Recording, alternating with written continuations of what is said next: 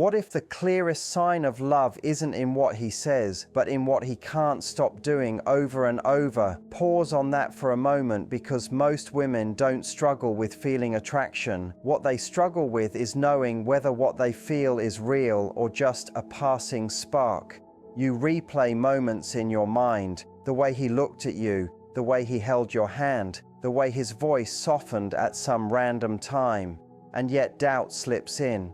Was that genuine, or was it just a fleeting moment? Here's the truth no one teaches you early enough. Men can perform interest, men can perform charm, men can even perform effort once. But men don't repeat actions that cost them emotionally unless they're already forming attachment. That is where your awakening begins. Attraction is immediate. Attachment comes slowly through repetition. The feminine nervous system often gets hijacked by intensity, fast replies, deep conversations, sudden closeness. But intensity alone is not commitment. Intensity is chemistry. Repetition is emotional investment. A man might open a door once because he's polite. He might listen once because he's curious. He might show up once because he's available. But when he does it again without being reminded, asked, or rewarded, something deeper is at play. His subconscious is choosing you, and that is exactly what women are rarely taught to notice. We are conditioned to analyze words instead of watching behavior, to seek reassurance instead of seeing patterns, to chase clarity instead of letting it emerge naturally. Yet psychologically, repetition is one of the strongest indicators of emotional bonding. Why? Because the male brain is wired for efficiency. Men conserve emotional energy. They do not repeat what doesn't matter. Here's what's happening beneath the surface. Every repeated action strengthens a neural pathway. Emotional familiarity activates bonding chemicals. The nervous system starts to register safety. Loss aversion quietly kicks in. I don't want to lose this.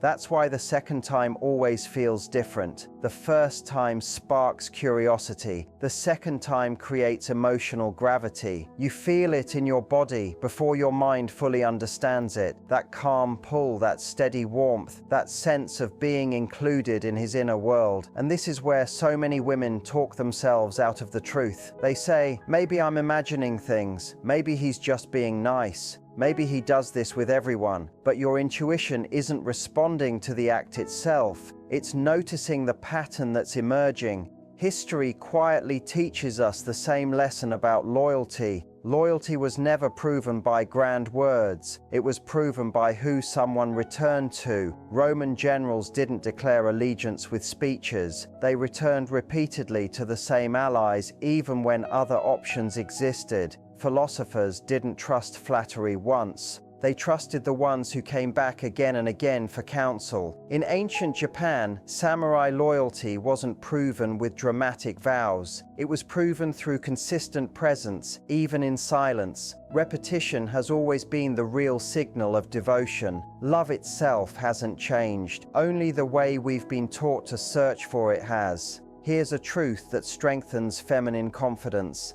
A man does not emotionally invest automatically. Every repeated act costs him something: time, attention, emotional exposure, responsibility. Men instinctively avoid emotional cost unless the reward feels meaningful. That's why repeated effort reveals more than any confession ever could. Words are cheap, actions are expensive. So when he checks in again, adjusts his schedule again, calms himself again, opens up again, he's not simply being kind, he's protecting something he's starting to value, and value creates attachment. The shift from curiosity to attachment is subtle. The first interaction is exploratory, the second is confirming. Psychologically, the second time says, "This mattered enough to revisit." That's when emotional imprinting begins. Artists return to the same muse, not because they lack imagination, but because emotional resonance deepens with familiarity. Poets write hundreds of lines not for novelty, but because repetition gives meaning weight.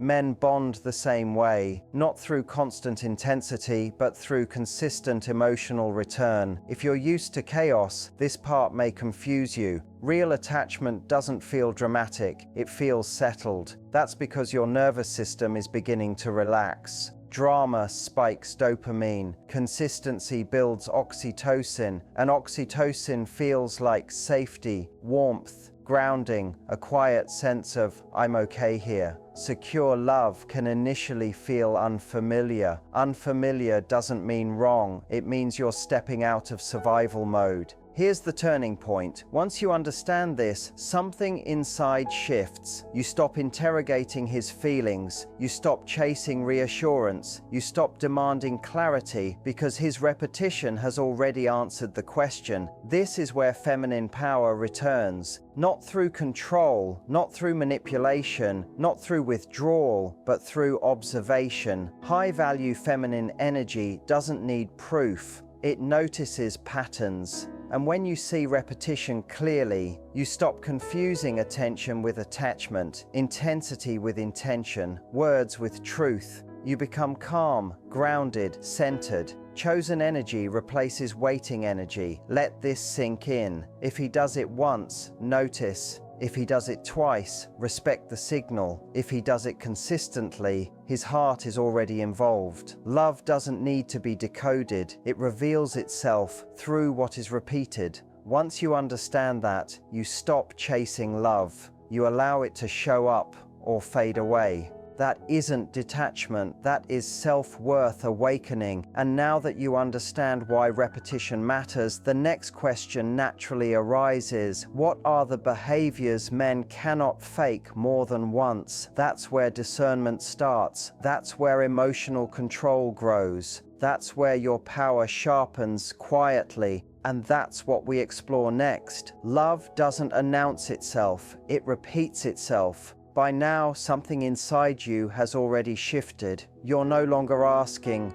does he like me? You're asking something far more revealing. What is he consistently showing me? Because once you recognize repetition, love stops feeling like a mystery and starts feeling tangible. This isn't about fantasy. It isn't about wishful thinking. It's about noticing patterns, the highest form of emotional intelligence. And here's a quiet truth. Men can fake charm. Men can fake interest. Men can even fake effort for a moment. But there are behaviors no man repeats unless real emotional attachment is already forming. Let's look at them.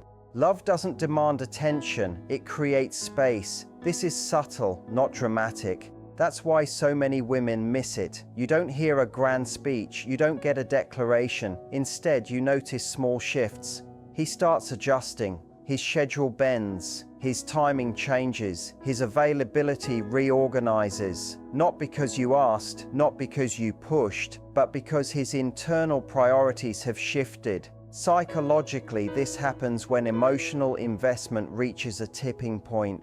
Men are goal-driven. They structure their lives around what truly matters. So when you find yourself naturally included, not squeezed in, it means you've moved from being an option to becoming a priority. This has always been how commitment was shown. Ancient traders altered their routes repeatedly for the same destination, not because it was easiest, but because it mattered. Knights returned to the same stronghold over and over, not out of duty, but out of loyalty. Repetition of alignment has always signaled devotion. If a man consistently makes space for you, he's already emotionally reorganizing his life. And men don't do that casually. Men don't calm down for people they don't care about. This one is deeply revealing. You notice less defensiveness, fewer impulsive reactions, less emotional chaos. Not perfection, but effort. He pauses instead of snapping. He listens instead of withdrawing. He softens instead of escalating. Why? Because emotional attachment triggers self-control. A man who doesn't care protects his ego. A man who does care protects the connection. Neuroscience shows that when attachment develops, the male brain links the woman with emotional safety. Losing her feels like a threat, so behavior adjusts. Throughout history, warriors were known to temper aggression in the presence of those they loved, not because they were weak, but because love reshaped their nervous system. If he repeatedly chooses emotional maturity around you, that's not coincidence. That's investment. Now we reach the core. A man only exposes the same wound twice if he trusts you with his heart. This is the behavior men never repeat without emotional bonding. A man might share something personal once, out of impulse, curiosity, or a rare moment of openness. But when he comes back to vulnerability, shares fears again, opens past pain again, reveals dreams again, admits uncertainty again, that is no longer accidental. That is emotional exposure, and exposure terrifies the masculine psyche.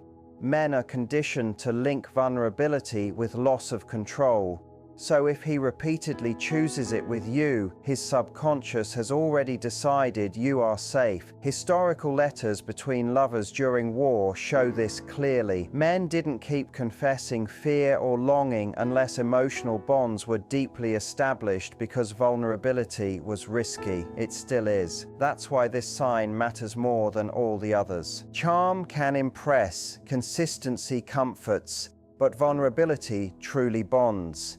Here's where compassion comes in. Women are often taught to look for grand gestures, constant messages, emotional intensity, but those are signs of performance, not attachment. So when love quietly appears through repetition, many women overlook it. They say it's too calm, not dramatic enough. Why isn't it dramatic? Because drama sparks anxiety, not love. And here's the ironic truth. Many women dismiss consistency because it doesn't activate old emotional patterns. But healing love never feels chaotic. It feels steady, predictable, grounded. And once you grasp that, your standards naturally evolve. The moment discernment replaces desire, that is where your power quietly sharpens. You stop chasing emotional highs. You stop negotiating your worth. You stop over-explaining yourself because now you are watching for repeated alignment, repeated stability, repeated vulnerability. And if those aren't present, you don't argue, you don't convince, you don't linger, you simply step back. That isn't emotional detachment, that is emotional mastery. Let this sink into your body. Love is not a single event, love is what returns. When you learn to read patterns instead of promises, love becomes simple. Not easy, but clear, and clarity is feminine strength. Now comes the final shift, because once you can spot real love, the real transformation begins. Who do you become when you no longer question your worth? How do you move when you stop chasing clarity? What changes when love no longer feels uncertain? That's not about him anymore. That's about you, and that is where true radiance begins. There comes a quiet moment, almost invisible, when you realize you are no longer waiting, no longer checking your phone with tension in your chest, no longer replaying conversations to decode meaning, no longer asking yourself where you stand because something deeper has settled inside you. And that is the moment real power returns. Not the loud kind, not the kind that demands attention, but the kind that changes how you move through the world. You don't announce it. You don't explain it. You simply stop abandoning yourself.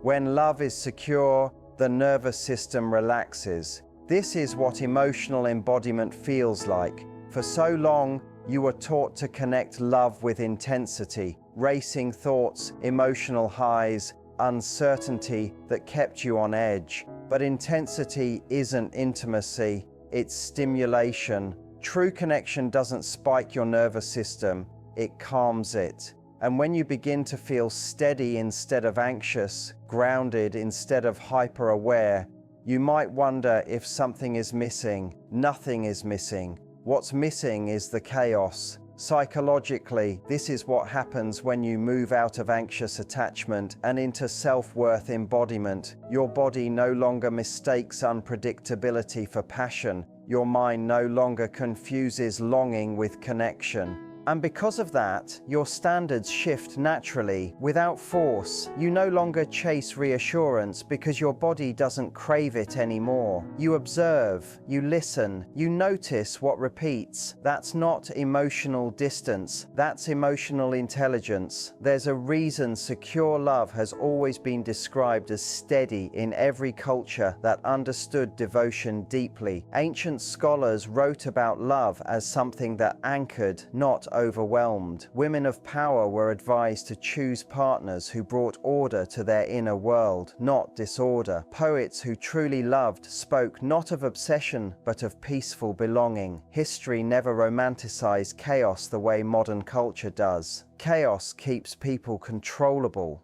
Calm keeps them sovereign, and sovereignty is the essence of feminine power. Here's where the internal shift shows up on the outside. You stop proving yourself. You stop overgiving in the hope of being chosen. You stop performing emotional labor just to be understood. Because a woman rooted in self-worth doesn't negotiate her value, she receives. Receiving is not passive, it is selective. It demands discernment, it demands presence. It requires courage to let someone show you who they are without interference. This is the feminine shift that changes everything. When you stop trying to impress, love shows itself. When you stop chasing depth, depth approaches you.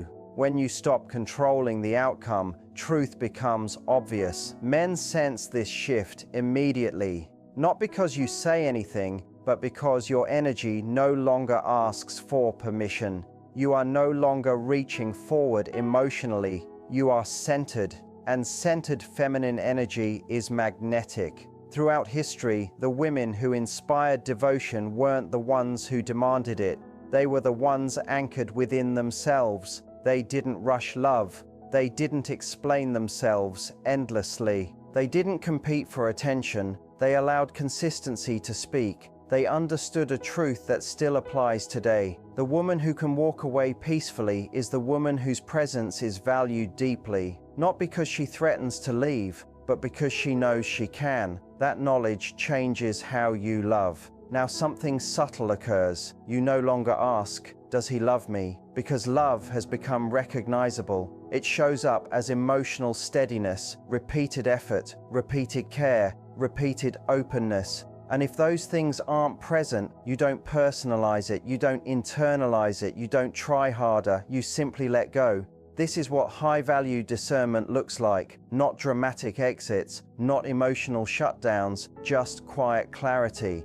Here is the paradox. Most people never understand. When you stop chasing love, you become deeply lovable. Not because you play games, not because you withdraw affection, but because you are no longer driven by fear. Fear pushes secure connection away. Presence attracts it. Your nervous system becomes your compass. If something feels confusing, you step back. If something feels consistent, you soften. If something feels misaligned, you trust yourself enough to walk away. That trust is everything. And then one day you notice another shift. Love no longer feels like something you hope for. It feels like something you allow, because now love is no longer about being chosen, it's about alignment. And alignment doesn't rush, it doesn't beg, it doesn't perform, it simply recognizes. Let this truth stay with you. You were never meant to convince someone to love you. You were meant to recognize who already does. And the moment you embody that truth, your energy changes, your standards rise, your heart relaxes, you stop waiting, and that is when love stops feeling uncertain and begins feeling inevitable.